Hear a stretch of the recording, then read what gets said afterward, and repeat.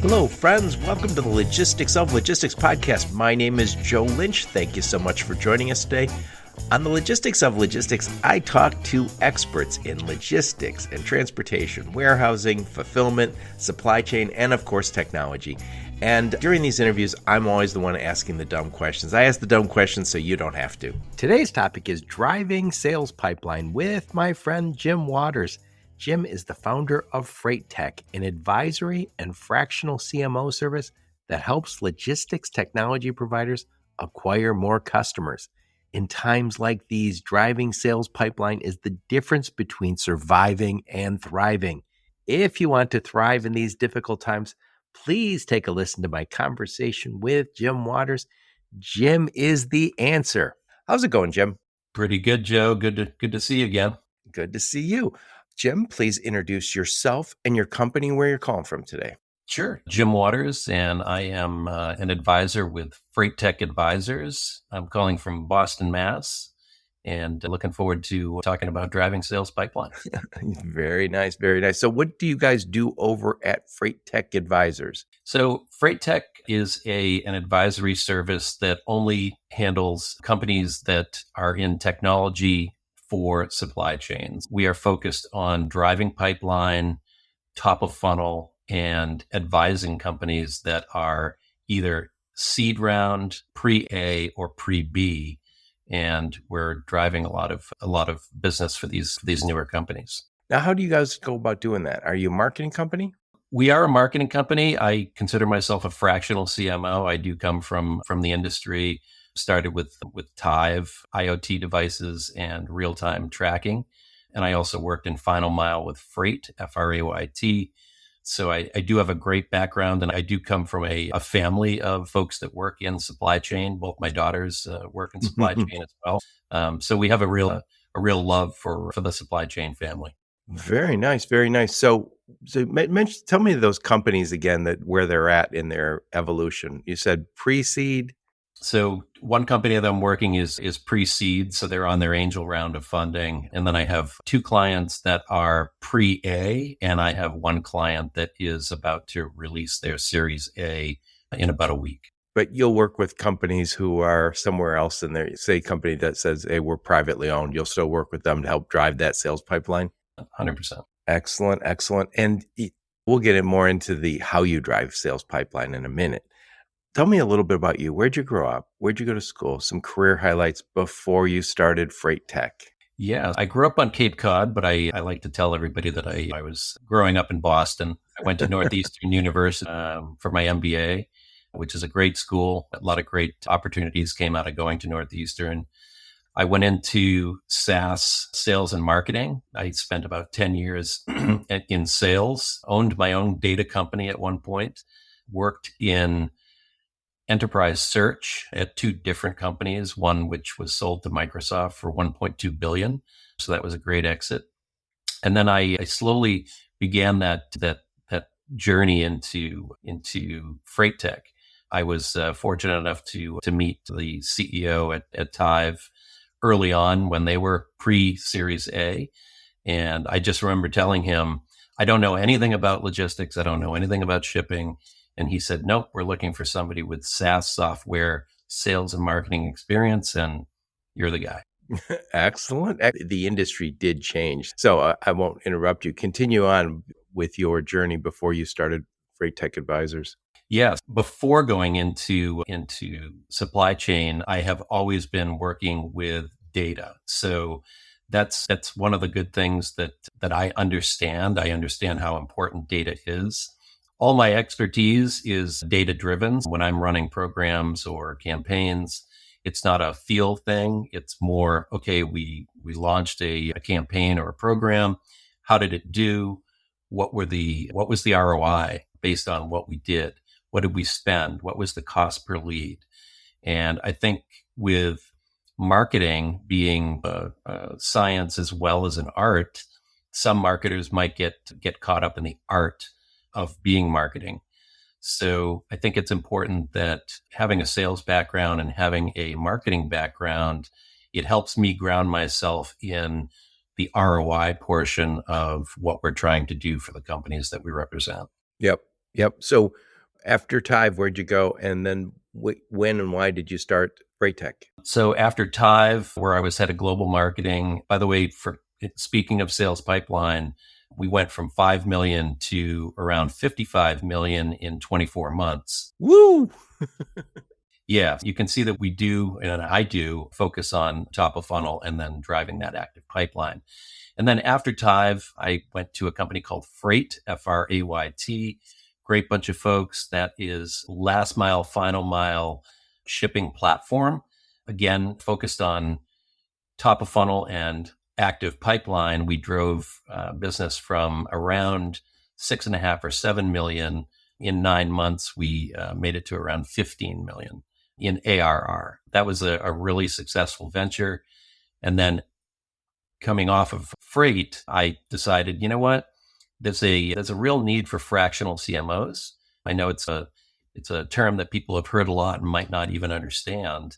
But what really drew me to start FreighTech was I love working in the industry. I love working with pipeline, working with sales.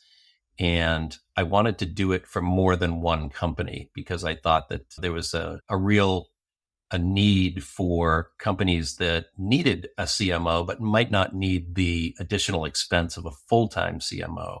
They really wanted things to get moving quickly. And that's where I saw that there was a fit. And that's why I launched FreighTech. Yep. Many years ago, I worked for a tech company out of Silicon Valley.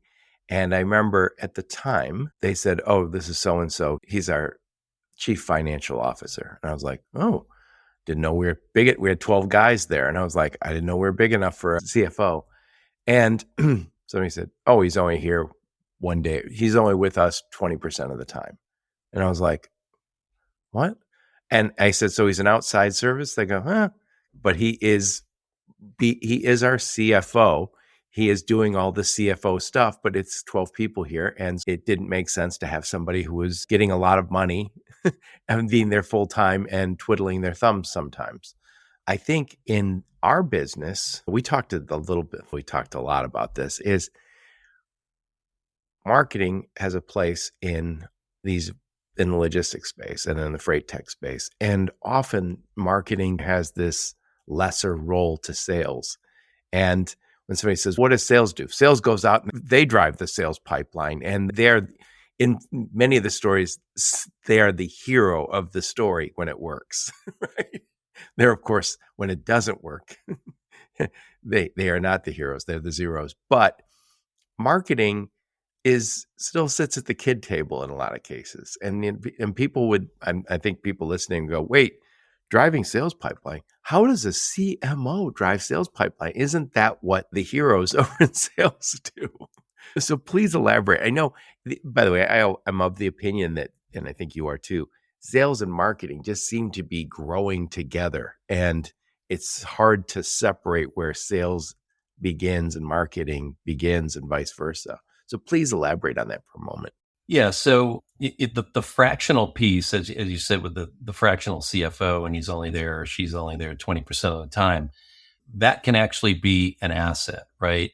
So because you're getting top tier expertise without the risk of they're going to be there for 3 months or 6 months and then they're going to bounce, or your onboarding process takes 60 days. So they're not going to be up to speed. They're not going to be making a real contribution, say, to bottom line or to top of funnel very quickly. So one of the things that FreighTech and I work on is the speed at which I can jump in and make an immediate impact. And what I mean by that is with the FreighTech people that I work with and the supply chain companies that I work with, we get to bypass that lengthy learning curve of a new hire, right? So because I know the industry and because I know folks like you and anyone I can reach out to that can help me do my job for the company, that's part of that lessening that lengthy curve, right?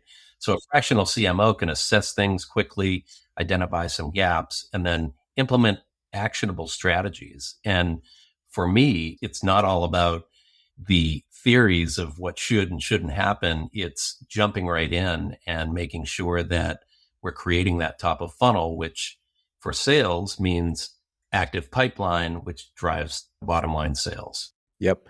And Jim, anyone in our business knows this. A lot of people are sending work to the Philippines or to Colombia and Belize, Mexico, and that's great. It can get you top talent, maybe for less money, but I will always argue that talent, we're going to develop really deep talent pools in those areas, and it's not going to be just about saving money, but a lot of times it's about saving money. So I know many companies are moving marketing to overseas, and which I'm not against. I'm all for it. Go ahead. The challenge I have with that, and I think most companies are going to run into the same problem, is you need somebody to steer the ship, and that is not going to be some outsourced resource who's paid a lot less and maybe is a junior person. So I think we still need somebody with the experience and the expertise to come in, as you said, make a quick assessment and say, here's where I can fill in. And I have no administrative, I'm not building a team here. I'm not doing anything other than say, where do I fit in? What do you want me to do? And then let me execute it, as opposed to, I'm building up my team and I'm going to go find an outside agency. Maybe you're hired for that, but this is more concrete when you say, I'm going to be here with you guys 20%, 50% of the time. I don't have time to build the team. That's going to be, maybe that's your role, but you can be very focused. And I'm sure that's probably a relief to you in many cases. Yeah, there's definitely more advantages to having a fractional CMO or a fractional head of marketing. And one of those is cost, right? So think about scaling up and scaling down. Instead of scaling up and then finding that, hey, you know what, we didn't hit our quarterly goal or we didn't hit our yearly goal, and then we have to let people go. My business is helping that company and then avoiding those pitfalls. So as you said, building a team, that's great. Strategy, awesome. You do need a marketing strategy. But if you're missing those tactics that support those strategies and you don't get those rolling, that's where you get this huge timeline of 2 or 3 months where you have to have somebody creating content. You have to have somebody buying media. There's all these things that need to be done, but those are on the tactical side. That's outside of the strategy, right? You've got your company objectives, you've got your marketing strategy, and then you've got to kick off those tactics. And what we typically do at FreighTech is we do that inside of 30 days. So we'll get your objectives, we'll do a lean canvas exercise, figure out where it is that you are, where you want to be, what are your sales goals for the quarter, the half, the year, and then we begin to fill in those blanks within 30 days. So you're not paying for something that you can't scale back should you feel that you need to scale back, but you're definitely delivering on sales leads, top of funnel, and sales active pipeline. Yeah. And I'm sure you're more than happy to have customers for years and years, but it does make it a little easier if you say, let me jump in, let me have an impact. And then maybe when we'll do a campaign or two or whatever you want me to do, and then we fade to the back for a little while. And then you have me back next year at the beginning of the year to jumpstart stuff. But my feeling is we're going to see a lot of this in the future, where I need the experienced hand to help me set the direction for whatever it is we're trying to do. And in this case, we're going to talk about driving sales pipeline. And then that's not going to be direction set by somebody who's inexpensive. It's going to be somebody more expensive. And I think that's why it's called a CMO. But maybe you want to say, hey, I want Jim to set the direction, and then I want some people who are overseas to do some of this, no disrespect to any of these jobs, do a lot of that HubSpot stuff that's in the background, that's behind the scenes. It all has to be done, but I don't necessarily need a CMO to do that for me. Yeah, that's 100% true. Everything is important. Not everything is a priority. So when we set up that marketing ecosystem, it has to be set up correctly, right? With the HubSpots and the Salesforce.com and the website. Do you use Webflow? There's so many different things that you have to have in that ecosystem to even start. And a lot of these companies don't know where to start. So they're happy to bring somebody in that not only knows logistics and logistics tech, but also knows the marketing sphere. And when it comes to, like you were saying, Joe, content creation, and especially, and I don't want to go down the AI path because we're driving pipeline and talking about marketing, but having someone that understands freight technology is really important. Yes, you can have somebody write a blog, or you can have somebody write LinkedIn posts. However, if they don't understand the nuances of shipping and multimodal and visibility, that they're going to get hung up, and you're not going to get what HubSpot calls creative content or remarkable content. So I think that offshoring, nearshoring is fine, but not to get rolling. To get started, you have to have a great ecosystem.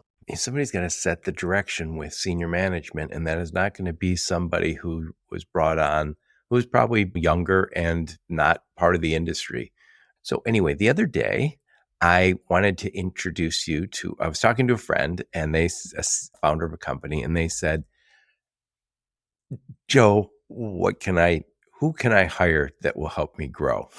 And I said, I would talk to Jim Waters. And then I made that introduction via email, and you sent an email, and it was very, very concise. So there was 3 things that you said you did. And it was, when I first thought of, when I think of marketing, and again, I consider myself a marketer, but sometimes we can get, and it's not even wrong, but it can feel very esoteric. It can feel very out there. But what you wrote was 3 things. And I want to go over all 3 of these. What you wrote: I do demand creation, active pipeline, and how much of that did you close? And I was like, oh, doesn't sound like a marketer here. But it's, to your point, sales and marketing is growing together, and marketing has to hold itself to that higher standard. So I want to talk about each one of these and get into a little detail. So first off, what is demand creation? So it might mean something a little bit different to everybody, but at the highest level, demand creation is creating inbound inquiries, probably on your website, could be on your LinkedIn page as well. You need a constant pipeline of great content that is not a commercial about your product, your people, your company, but rather it's content that is helping people that can't figure out what to do as far as solving problems for themselves or for their customers. So a playbook: how do I get digitized? What about digitalization? What's the first step in real-time visibility? It means something different to everyone, but coming up with these playbooks, coming up with this content that helps people do better business is really important. And that brings demand in, meaning I want to schedule a discovery session, or tell me about your pricing, or let me have a 30-minute meeting so I can tell you about what the issues are that we're having that we think you might be able to solve for us. So this is also the top of the funnel. So this is how you creating demand. And the way you create demand is, we all know now that I think we've all been trained. If I have a problem, Google it, and you'll realize that a lot of other people have that problem. And then you want to find content and go, oh, I just typed in new TMS, or TMS that'll work for loggers, or whatever it is. And all of a sudden, there's all sorts of opportunities. And what you want to see when you type in TMS for loggers, you want to see a TMS custom built for loggers, right? And you want to click on that, and you go, oh boy, that's the TMS I need, because that's all we do. And they say, contact me, or they download a white paper, or they reach out to you on LinkedIn, right? So what else is there? That was an easy example because it's very specific. What are you doing when somebody says, I need more demand, I need more top of the funnel? What are you doing to get that for them? Yeah, so that's a great question, Joe. And in most cases, what I do find when I start with a new client is, excuse me, they don't have a library of content that can be used to draw people in. It's not necessarily pushing that content out, it's pulling people towards that content. So when you're writing a blog, or you're interviewing with you or with someone else in the media. All that is great content because when people are Googling and they're doing some searches on, say, predicting OTIF, right, on time in full, what content is going to come up? And if you are an expert in predicting OTIF, you want your stuff to raise to the top. So it's important that that creation of all of that content is not only timely, but it's everywhere that your personas are going to be looking, they're going to be reading, they're going to be listening. And it's important that you set that milestone right off the bat. Yep.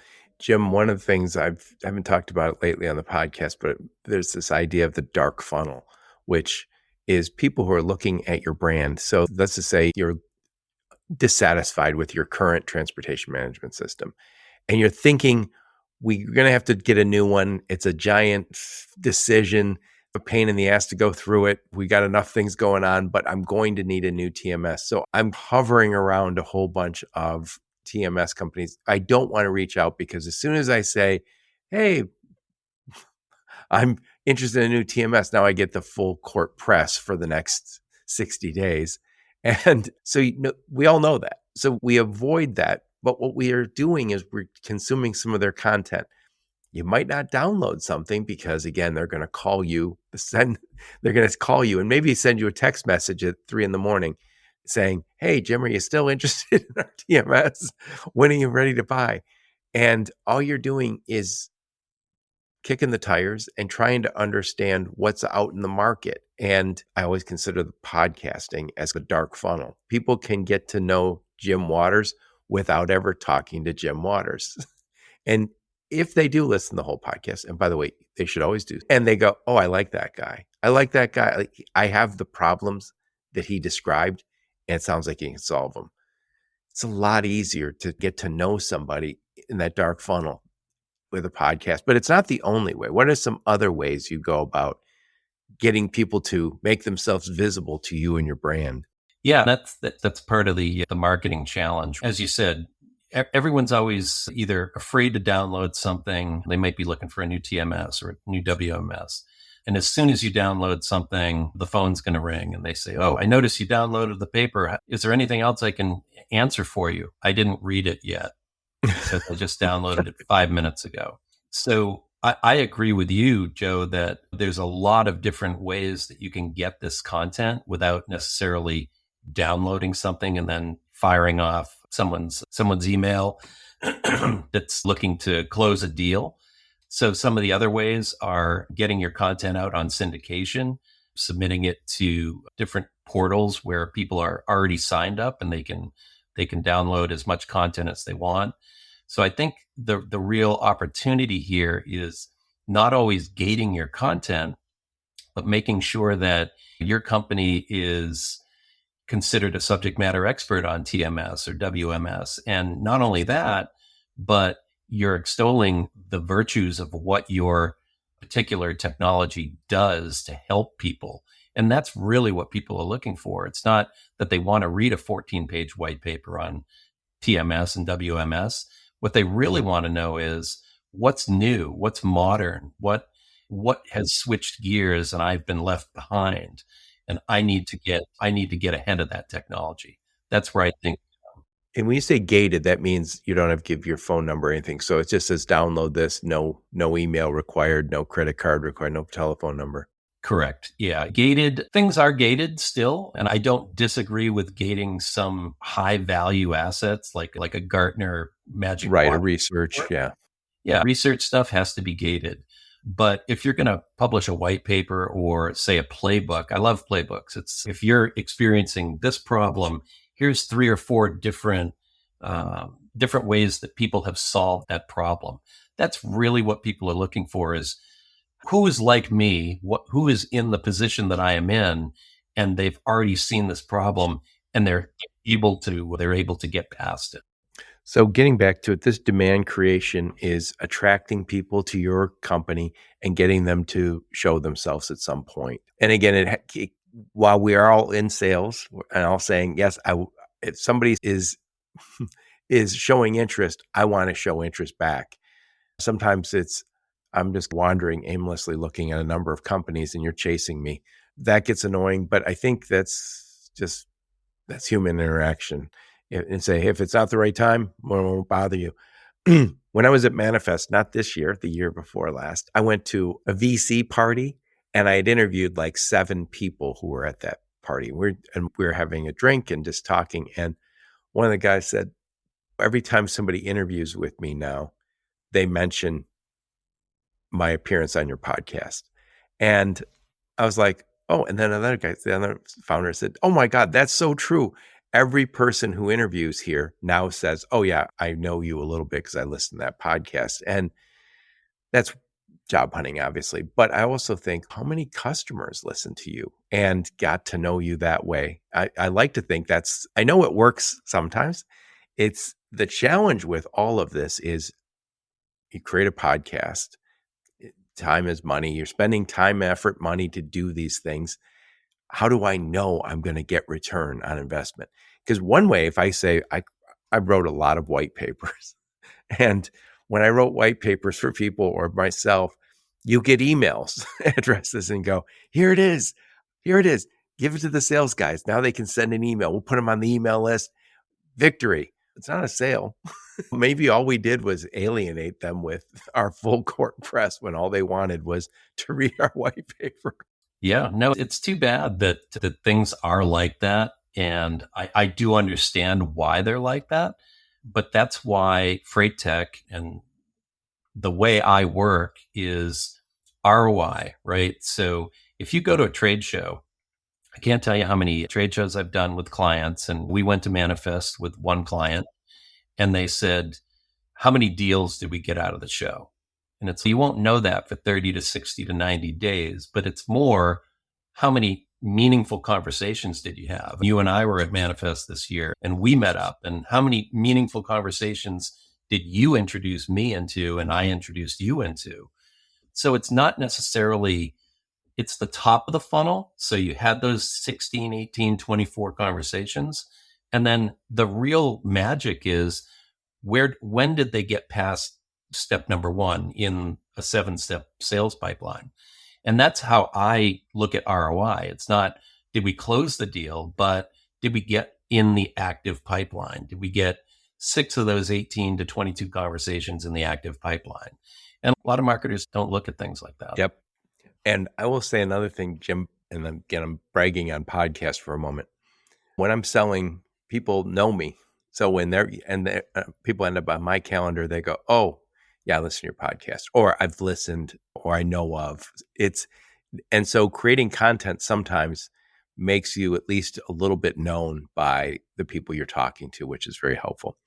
So we talked about demand creation, which could be a lot of different things. That's why you need a CMO to come in and help, but that's the top of the funnel.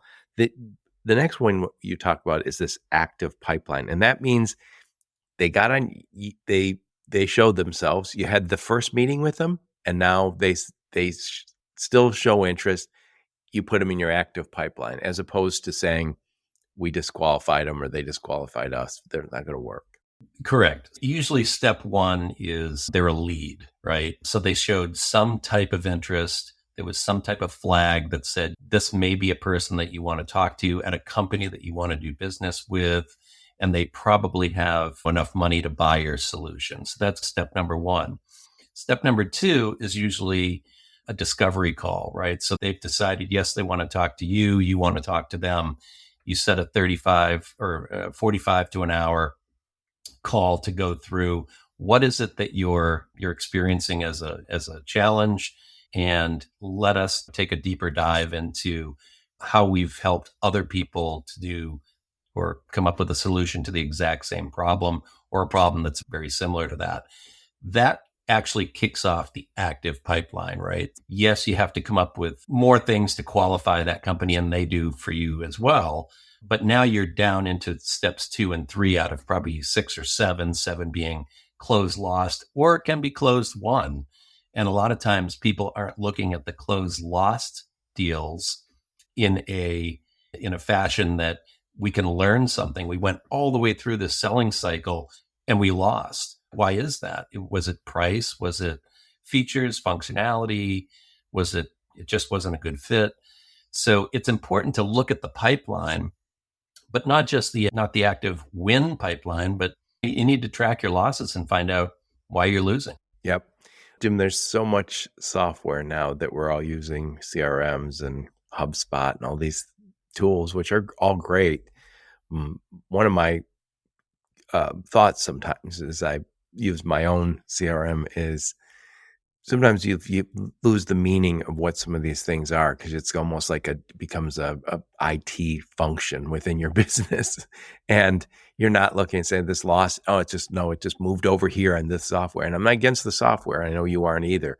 It's just as soon as you start using the software, we become more efficient, but we want to also become more effective, meaning we're going to get more of the desired results. Efficiency is how do I do it with less resources? Effectiveness is how do I get the desired result, which is a sale? Yeah. Again, it depends on where the company is. And I go back to, are they angel round, seed round, pre-A?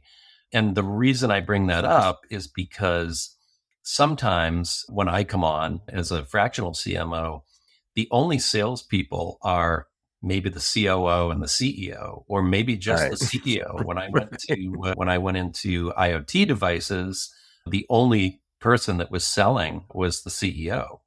So yes, there was some big wins and some really significant wins, but it wasn't scalable. So sometimes I have to look at where is the company. If I'm going to create top of funnel, say 300 or 400 leads per month, let's assume that 30% of those are actually A leads. Let's call it A leads. They might not be able to handle that amount of inbound top of funnel. So I have to match where the company is, or where my client company is in their growth cycle, so that we're not overwhelming people or driving people to a website where we just don't have the ability to get back to those people. And that can be an issue as well. So when we're talking about how much did you close of that active pipeline, very important, obviously, that this is why we play the game, is to close some business. I will say I know my own situation where people are on my calendar. I meet with them. That's the discovery call. Then there's a follow-up call usually. And if you don't follow up on a timely basis, it leaves their mind, right? And it seems as if if you have a good discovery call and you don't have a good follow-up plan, it just all falls apart. And that's I think we've all experienced that, where you go, oh my God, I didn't call that guy on a timely basis. Sometimes it doesn't matter. Sometimes it really matters, right? And sometimes, and again, I think people listening to this podcast will say this, we have turnover in our space. So a lot of times, if you're selling to somebody who's buying a technology, the people you're selling to might be leaving every quarter, so it just falls apart. And I've experienced that. A lot of turnover in our space. And if you can't get it closed, it's like you start over again. And I've experienced that not only at my own company, but at others, where it's just, hey, that's a sales cycle's a year. And sometimes it is in this business, because they said, we need that technology, but this is not the right time to do it. So keep us on your list, but we're not buying it right now. Yep. Yeah, it happens all the time. And it happens to me, it happens to you. But I think that's where brand and awareness comes in. If you think about your own podcast, Joe, people think all the time, logistics of logistics, right? That's where I'm going to go. That's where I'm going to get my news from. That's where I'm going to hear from people that I want to hear from, that are solving problems that I want to solve. And if it doesn't get into a sales cycle, people are still going to think about that brand, logistics of logistics, and it's a podcast and it's got tens of thousands of followers.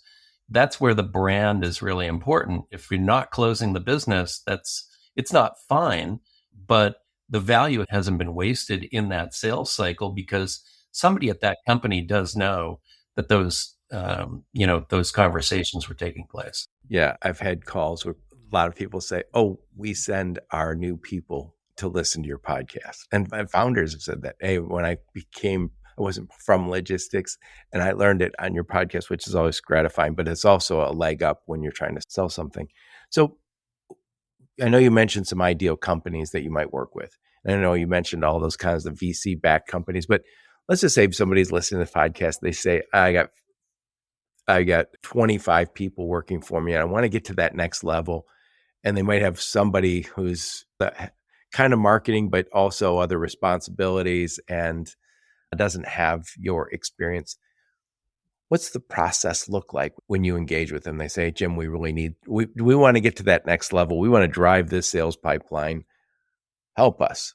What's the process look like? Yeah, the process that's worked for me and for my client companies to date has been what I use as a lean canvas, and anyone can Google lean canvas. Yep, I got one of those.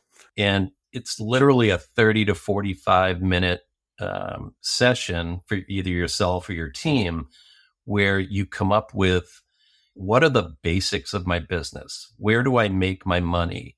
How many sales do I have to do to break even? And once you answer these questions, then you know where you should focus, right? So one of my clients is a visibility provider, and they were wondering, should I be in perishable cold chain or should I be in pharma cold chain? And doing that lean canvas, it came up with a lot of those answers, right? Do you want to spend 80% of your time going after pharma, which is a 9 to 12 month sales cycle, or would you rather work and focus 80% of your time on cold chain perishables, which is food and beverage, which has a 2 to 3 month selling cycle, but the deals are smaller? So that the lean canvas is really where I start. And then I look at the ecosystem. So do you have the ecosystem available and in place to handle that demand once we start to create it? And then do you have your selling process in place? So do you have direct salespeople? Do you have channel salespeople ready to jump on these sales calls as they're happening? So there are some ABCs to setting up this ecosystem, and there definitely is a process that I use. And not everybody uses the same process, but again, I tie everything back to active pipeline. What did we win and what did we lose? And that's the true ROI of what we're after. Yeah, I like that. And Jim, I think most of the criticism, and I'm sure you've heard it because you've been in the space for a while, most of the criticism you hear of marketing is, oh, they're doing something. I don't know what they do over there. And the sales team will say, I don't get enough good leads from marketing. And then I sometimes hear people say, well, it's not marketing's job to give you leads. I would like your 2 cents on that. Is it marketing's responsibility to feed those guys, the sales team, leads to follow up on? And how do you view this relationship between what should be joined at the hip, but sometimes isn't, these two groups? They're not joined. No, those are great questions and great points. So I think personally that it's a 50-50 relationship between sales and marketing. And I say that because I've been in sales and I know what good leads are and I know what bad leads are. So I would say that most great salespeople that I have worked with, they do their own account-based marketing. So they know people in the space, they have a contact list, they know people, they're active on LinkedIn. So they're doing that account-based marketing into the companies that they know are going to be a good fit. They are flanked by great marketing, and that marketing can include branding. It can include podcasts. It can include blog articles. It can include a lot of different things that are going to help them sell. And at the same time, they're bringing in active pipeline, they're bringing in top of funnel and demand at the same time that they're doing account-based marketing. So I would say I'm of the school, it's kind of 50-50, but I have been at companies where sales was responsible for 80% of their own lead gen. And I've flipped that around and also been at companies where 80% of the leads have to come from marketing, and that's a KPI. Yep. It's very interesting. I'm a content. If I'm a marketer at all, I'm a content marketer. That's what I consider myself. And I remember years ago, I was at a trucking company and I was doing a webinar. And what I learned about doing webinars is after the webinar, you don't get to talk to all the people you want to talk to. But if you call ahead of time, so people would sign up, and that's one of the people I was very interested in working with. I called them ahead of time, and I talked to this gal, and she was very short with me. She not impolite, but very short. Just, sorry, sir, I don't have time for this, blah, blah, blah. Hung up. The next morning when I got into work, there was an email from her, and she said, Joe, I'm so sorry. I didn't realize who I was talking to yesterday. Please give me a call this morning. And I thought, oh, I'm just doing a webinar, but I gained a lot of credibility in her eyes because we were doing, it was on cross-border shipping. And she was very interested in cross-border. She was coming to that webinar, and I thought, oh, I learned a little lesson there that I built my status up a little bit. And she almost felt, oh, this is almost like an obligation to talk to Joe because he's doing a webinar that I'm attending. By the way, right after the webinar, people have a lot less interest in talking to you. That's my takeaway about webinars. Identify those 5 or 10 people who are going to be great customers or who you'd like to be great customers. Reach out to them ahead of time and say, hey, Jim, I noticed you signed up for my webinar. I'm just curious, what are you trying to learn from that webinar? And you say blank and blank. And it's not a sales call at that point. It's just, I want to understand what I should be doing for the webinar. Yeah. Way better deal. 100%. Yeah. If people are on a webinar, they're there for a reason. And you can ask the question at the end of this webinar, what do you want to happen? And most people would say, I want a solution to my problem or my challenge, or I want to do this, or I want to learn that. And I think that's a great approach. Yep.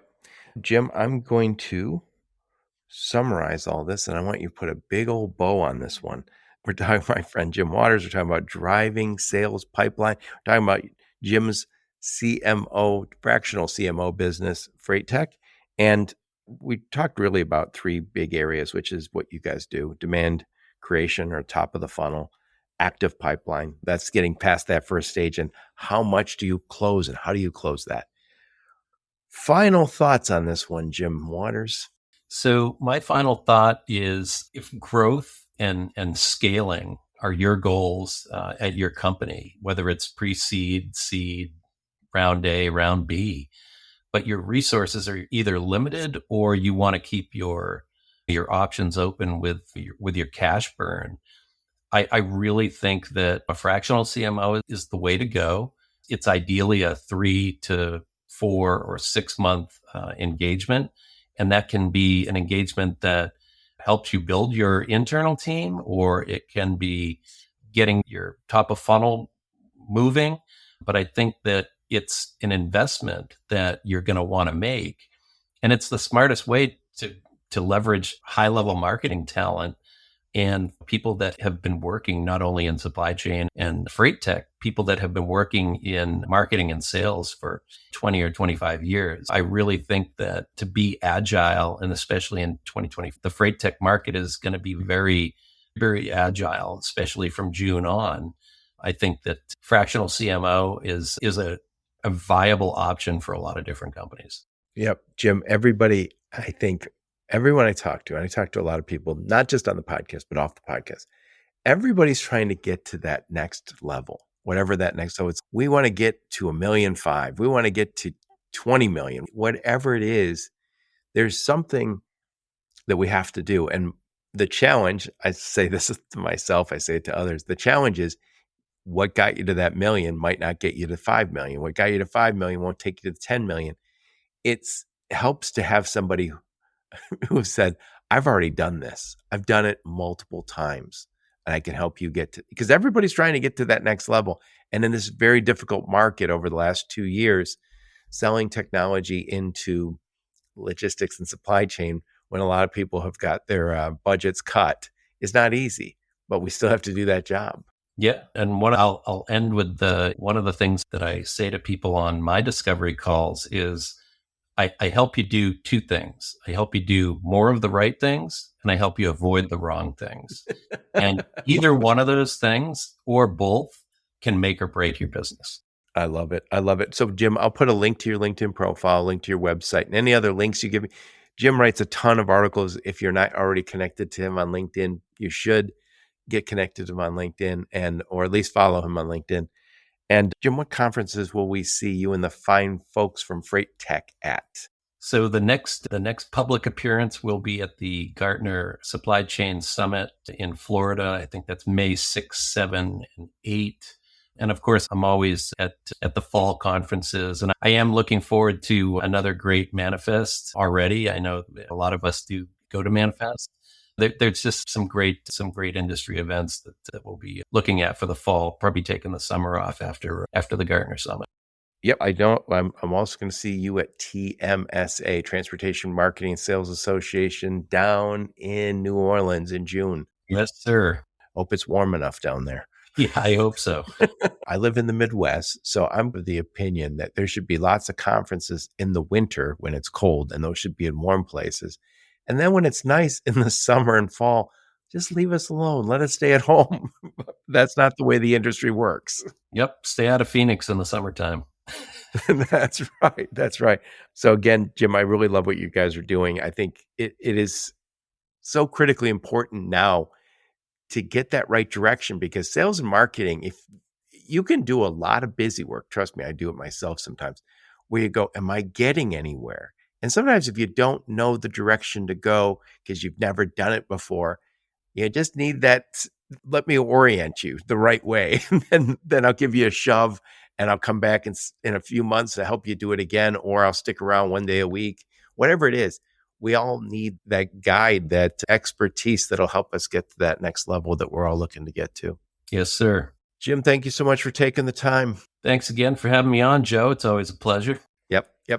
And thank all of you for listening to my podcast. Your support's very much appreciated. Until next time, onward and upward. You have been listening to the Logistics of Logistics podcast, where we engage with leaders in the logistics and supply chain community. If you like what you hear, please subscribe, hit the like button, and leave us a nice review on Apple or Spotify or wherever else you listen. Also, please check out our videos on YouTube and connect with us on LinkedIn. We're very big on LinkedIn. And you can also reach us on the logisticsoflogistics.com, our website.